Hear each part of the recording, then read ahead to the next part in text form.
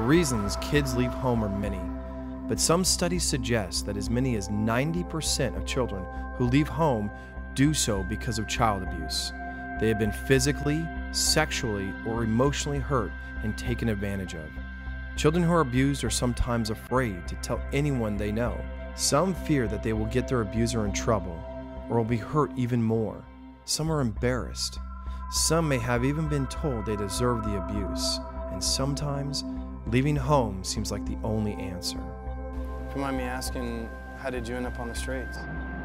My parents got a divorce when I was like 5, and then they got back together when I was like 10 or 11 or something. Okay. And they were going to be married, and then my mom went ahead and had an affair on my dad and booted him. And then like 2 weeks later, some douchebag was moving into my house and trying to tell me what to do. And then she married him like a couple months after that. You know, like just a big old mess of crap. And I was just getting into my teen years, starting to get rebellious. So I took her car for a joyride.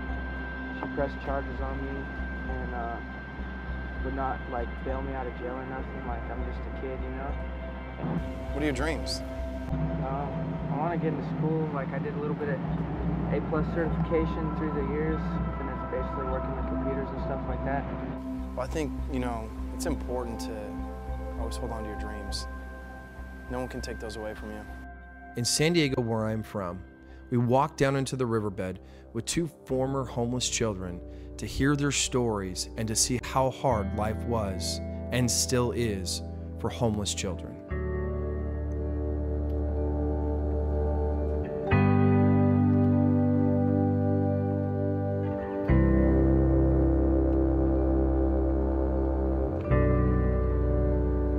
You'll see like clothes and maybe like a skeleton of a tent and stuff like that. There was about 1,700 people in the San Diego riverbed at that time. 1,700. Yeah, but that's everybody. That's the riverbed's 51 miles long. It goes all the way up. How many would you say are kids under the age of 18? Under the age of 18, easy, 600. Wow. Nobody possibly thinks that these kids come out here with like pocket knives clearing away vegetation so they have a place to put their sleeping bag.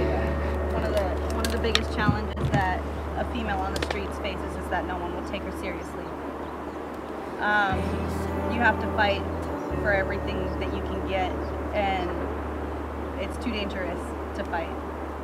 You find a special group of people who you feel safe with, and you stay with those people. Fortunately for me, I found a safe group of people with Stand Up for Kids, and that really helped me out a lot. At first, you know, you walk in, they have hot food, hot showers, clean clothes. When you first get into a program like that, and they don't expect anything from you, you're like, cool, this is it, this is the life. But then you start to realize that it's a family, and it's about respect, and it's about helping. And then I think as you grow from a youth in that situation into someone who's able to help yourself, then you start to look around and you start to see, okay, who can I help? Stand Up for Kids took me in, gave me food. You know, at first, you know, that's all I wanted. Yeah. And then they helped me get a place. You know, when I was like 19, 20, something like that, they helped me get a place. It's just Stand Up for Kids has done more than I've ever imagined, you know, achieving, ever. That's awesome. You know, and that's why, you know, I wanted to give back. I wanted to be a part of an organization that has dedicated themselves to help me. You know, help me and what I've done and what I've gone through. We don't care what you do, who your connects are, whatever. You know, we want to help you. How can we help you build yourself up? You know, and that's what they did for me. Yeah. And that's why I love this story. I got involved with Stand Up for Kids approximately 20 years ago. People still do not acknowledge the fact that kids that are runaways, that run to the safety of the streets. Well, I think these politicians need to go to the riverbeds. They need to experience where our kids have lived. They need to experience the fact that when it's raining, all of their possessions that they have floats out to the sea. They need to experience a night in the riverbeds where it's cold and it's nasty and there's noises they don't understand.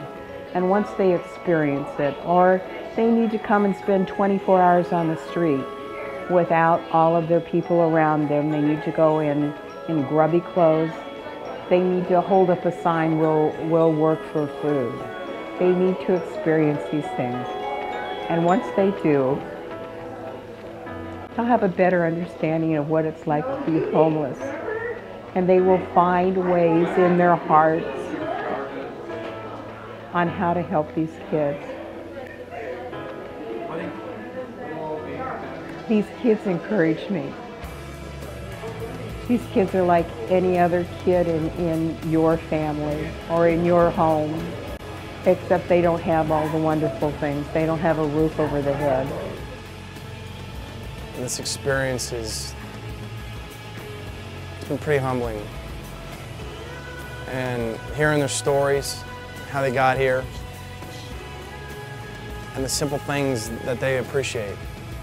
And it's an organization like Stand Up for Kids. It's making a difference. It's relevant. When you talk to these kids about literally how they help them get a job or get out of the situation that they were, and the encouragement, and they need our help. Stand Up for Kids needs our help and continuous support.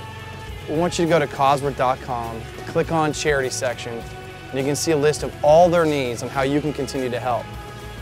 And if you're interested in joining us at Team Cause the next time that we serve, because we do this every month, go there and put your email address in on Team Cause, and we'll keep you updated on the next time that we go and serve.